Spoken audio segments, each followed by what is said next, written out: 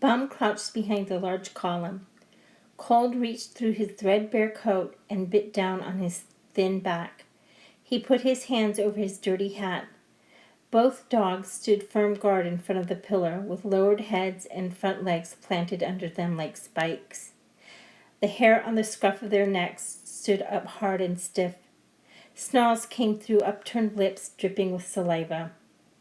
"Come on, you dirty old man," came a voice from the other side of Bum's hiding place. The click of another person's footfall echoed through the space. "Can't find that dirt bag anywhere." "You sure he's got our loot?" said the second voice. "He's cornered behind one of the columns. Those dogs are in the way," answered the first criminal.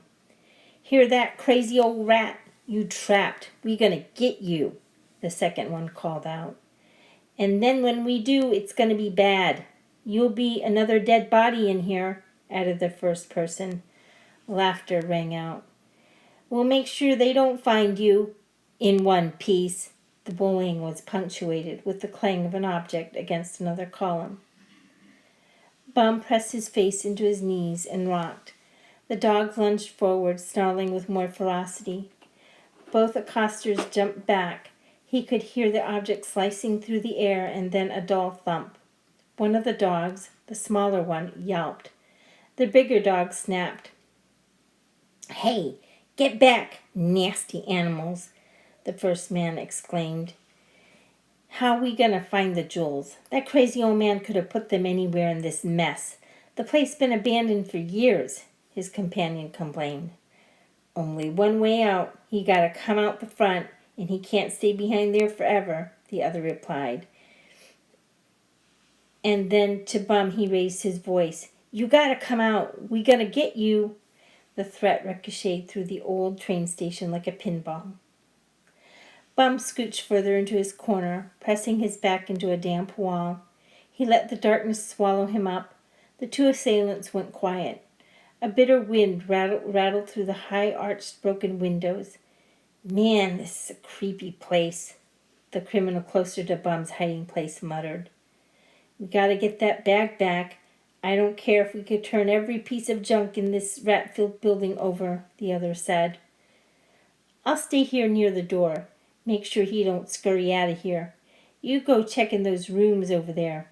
Maybe he put the duffel with the jewels in one of them." Bum peeked from behind the column. The two dogs lay in front. The smaller brown dog licked a sore spot on his paw. The bigger black dog lay with his head on his front legs. The two assailants paced in front of the main entrance.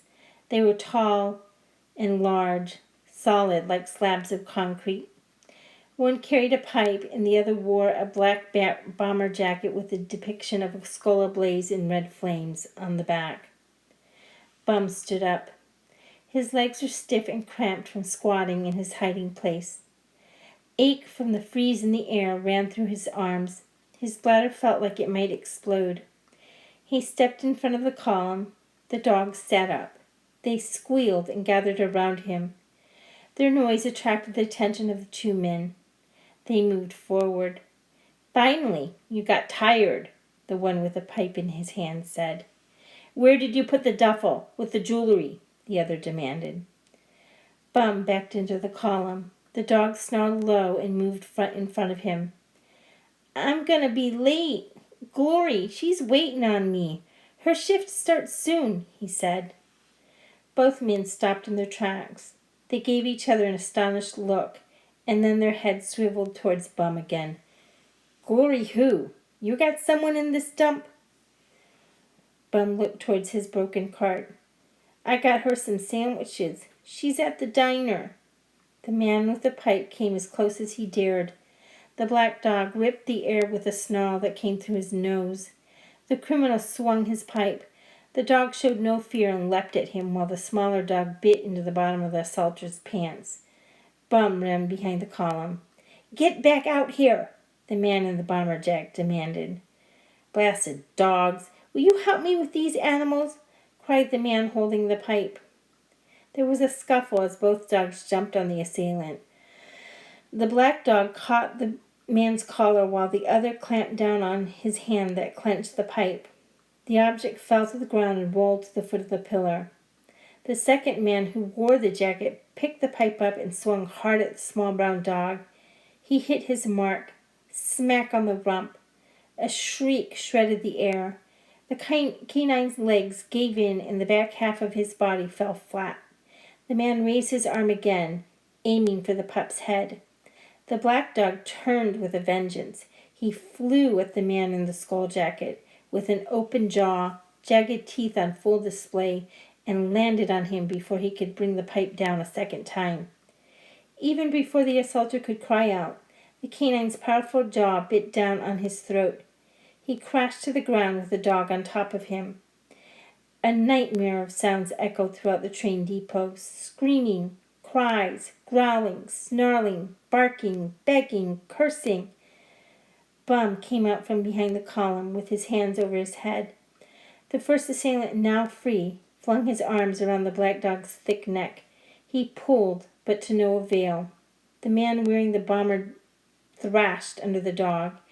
He grabbed the canine's ears in a feeble attempt at escape, but the dog only clamped down harder on his neck. "No, no, no!" Bum cried out. The criminal, holding on the dog, glared at Bum. He released the animal.